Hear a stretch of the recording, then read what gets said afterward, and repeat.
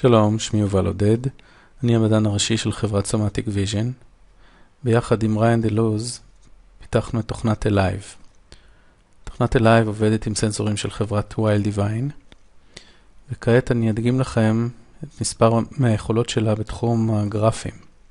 הסרטון הבא יעסוק בתחום האנימציות של הביופידבק. אנחנו ניגשים לתפריט מצד שמאל, לוחצים על גרף טריינינג, ויש לנו יכולת לבחור 5 גרפים. אני בוחר בחמישי, Skin Conductance, לוחץ על כפתור Play, ומיד שאני לוחץ על כפתור Play אני מקבל את הבייסליין של המדידה. אני יכול להוריד את הטווח שאליו אני רוצה לאמן, ומרגע זה בעצם התוכנה עוקבת אחרי שינויים ברמת המוליכות של האור שלי, בצורה כזו שיש לי יכולת לשלוט גם בגרף של הזמן וגם בגרף של הרגישות. אם אני רוצה לשלוט בגרף הרגישות, אני יכול להעלות את הרגישות על ידי לחיצה על הסליידר, או הקטנת הרגישות.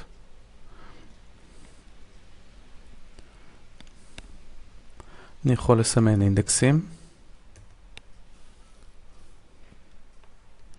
שיופיעו לי לאחר מכן בשלב הדוח.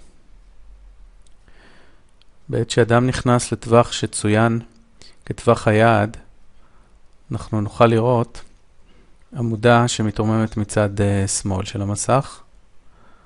משמעות היא שכעת העמודה הזו מראה לנו באיזה מרחק מבחינת אחוזים אדם נמצא ביחס למטרה שלו, למטרת האימון שלו. עוד דבר שאפשר לעשות עם Alive, אנחנו יכולים גם לאמן להעלות עוררות, ולאו דווקא להוריד עוררות. בשלב זה אני שוב אכניס את הטווח, וכעת ניתן לראות שככל שאני עולה ומתקדם לקראת היעד שלי, העמודה השמאלית תעלה ותתקדם עד שאני אשלים 100%.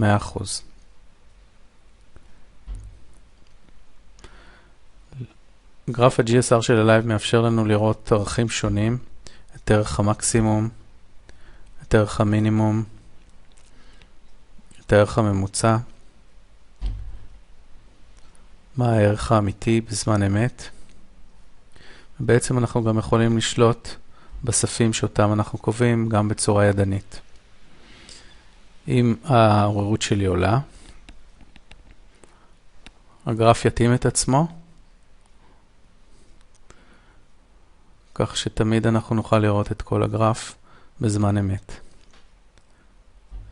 יש לי אפשרות גם להסתיר את הגרף התחתון, וככה לקבל גרף גדול יותר, כאשר ברקע כל הזמן אנחנו יכולים לראות את נתוני ה-Heart Rate Variability.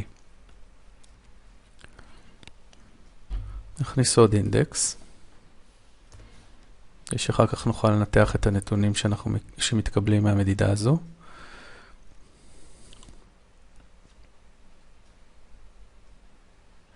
במקרה שאנחנו רוצים לקבל גרף שמראה לנו את כל הטווח של העלייה של ה-GSR, אנחנו יכולים גם ללחוץ על הכפתור של ה-Auto-Range, שמראה לנו ממש הנקודה הנמוכה ביותר ועד לנקודה הגבוהה ביותר.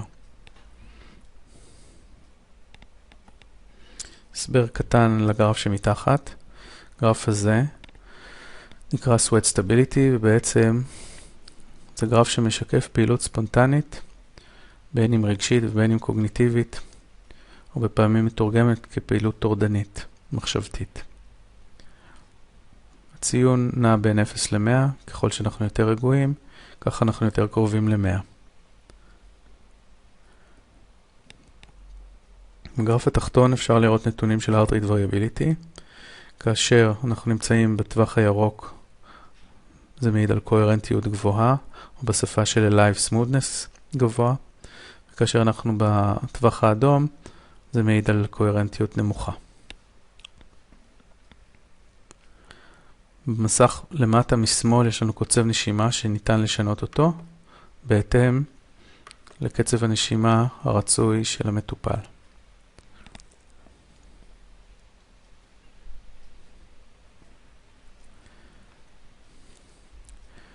כאשר הגרף מכוון למצב ברירת המחדל שלו, אנחנו יכולים למדוד 4.5 דקות.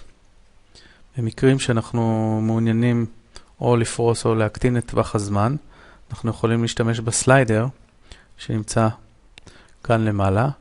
אני לוקח את הסליידר עד הסוף, מקבץ אותו, ומקבל את כל הסשן, כל מה שנמדד עד עכשיו, כאשר בצורה כזו אני יכול ליצור פרופיל פסיכופיזיולוגי שניתן לראות את השלבים השונים בו בצורה ברורה. כעת נעבור לגרף heart rate variability.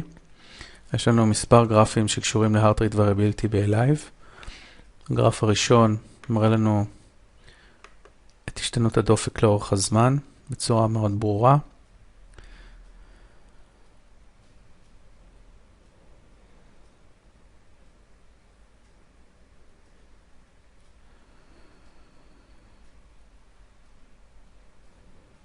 גם בגרף הזה יש לי אפשרות להכניס אינדקסים, שאחר כך אני יכול לנתח אותם בצורה טובה.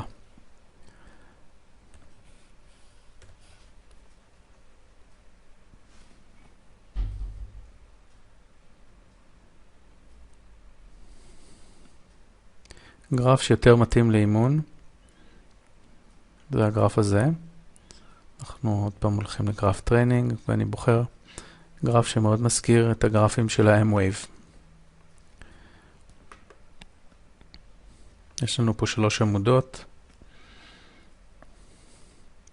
כאשר העמודה הירוקה מצד ימין מצביעה על קוהרנטיות גבוהה, קוהרנטיות בינונית וקוהרנטיות נמוכה.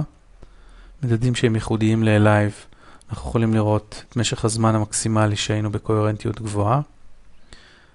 אנחנו יכולים לראות את זמן הטוטל של קוהרנטיות גבוהה. כאן אנחנו יכולים לראות את ההיסטוריה. וגם כאן אפשר להוסיף הערות שאחר כך נשמרות ובדוח הסופי ניתן לראות אותן. גרף נוסף שאנחנו יכולים להשתמש בו ב-Alive, הוא גרף שמראה לנו את הניתוח הספקטרלי, כאשר ככל שאנחנו נמצאים בקוהרנטיות גבוהה יותר, אנחנו נראה את התדרים שמעל 0.1 הרץ עולים גבוה יותר, זה הטווח הירוק. הטווח השמאלי מצביע הרבה פעמים על מה שנקרא busy mind או מחשבה טורדנית או רומינציה. והתדרים האלה הם תדרים שמאופייניים למערכת הפרסימפתטית. עד כאן צוגת הגרפים של Alive. אם אנחנו רוצים ניתוח מעמיק יותר של כל מפגש, אנחנו נקבל סקירה של כל הגרפים, כאשר אנחנו יכולים לבחור את הגרף, לדוגמה הגרף הראשון של ההדגמה. ניתן לראות מיד את הציון הקוהרנטיות הממוצע שהוא 86. אנחנו הולכים ל-Clinical View.